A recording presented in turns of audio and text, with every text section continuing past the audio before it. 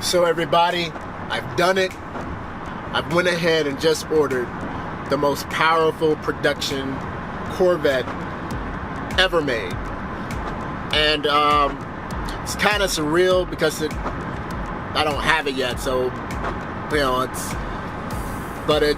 it's crazy to realize that your first Corvette is the granddaddy of them all, the Corvette ZR1. So with the Corvette ZR1, they are only making a limited amount during the first year production. And so that's between now, well, between March is when they're supposed to start production on these vehicles, to March of 2019. So during that period of time, they're only making what seems like to be roughly around 2,600 ZR1s. And so the way they ended up divvying out the allocations is for every 2 Z06s you sold between October 2016 through September 2017, that's how they rated how many allocations you got. So for every, like I said, for every 2 Z06s that you sold, you got 1 allocation for a ZR1. So the dealership that I'm going to today in Maryland, they only had 1 allocation for the entire year. But there are some dealerships out there who are marking these vehicles up $20, $30, $40, even $50,000 on this car, which is insane. I think that's very shady for people to do, for dealerships to do. And definitely, I think the automakers need to step in whenever they are finding out that dealerships are marking these cars up so much, because it's just totally greed. There's no reason for them to mark it up, to mark a vehicle up that much or at all. And then they'll put something on there for $20,000 or $50,000 for market adjustment. Totally BS. But anyways, thank God I found a dealership who stated that they will sell me the car at MSRP. The particular car that I'm wanting to get is a 7-speed manual. And currently, there is a constraint on building or taking any, accepting any orders that are 7-speed manual. And so when that happens, you know, GM won't pick up your order. You'll be in the system if your dealer puts you in there, but GM won't pick you up because of those constraints.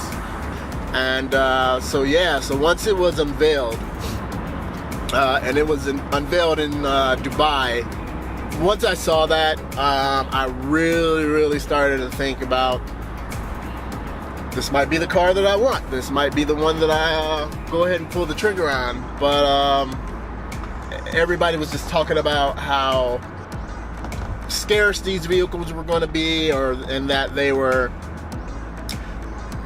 possibly going to be a 1-year run, maybe at the most 2, and that they were going to be, like I said, very scarce.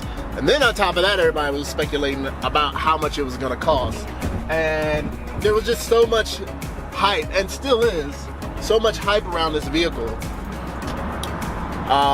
And it's a monster, you know, but you know, a lot of people aren't too keen on the looks.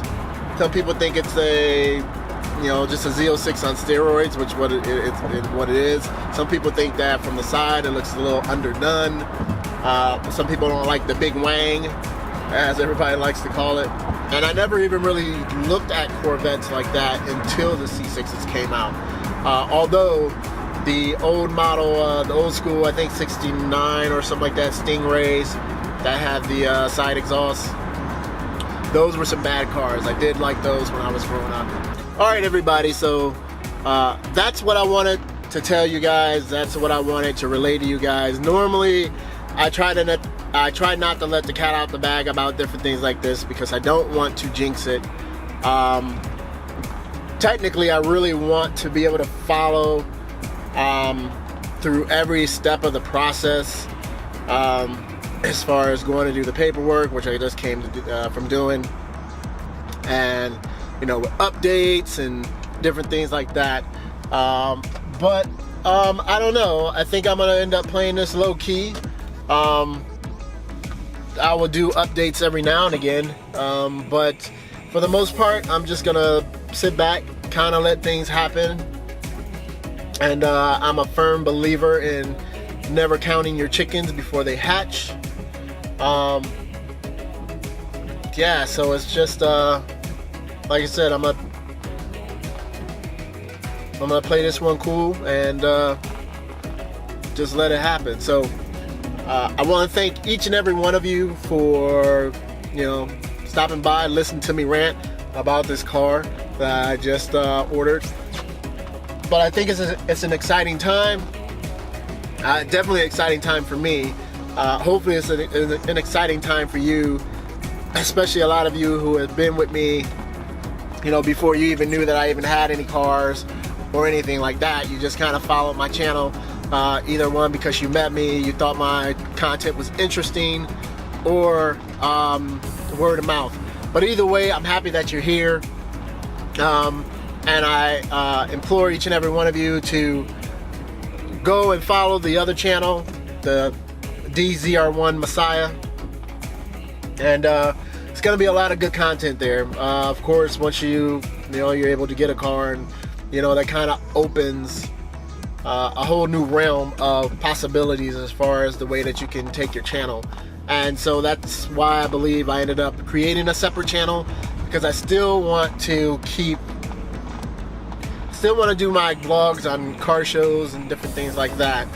But I also wanted to keep what I do with the ZR1 separate from what I normally do with my vlogs. Now, I have to see how I want to do it if I do vlogs on car shows and I actually take my car to a car show, because I believe that there will probably be instances where I will do a car show, but I won't actually show the ZR1.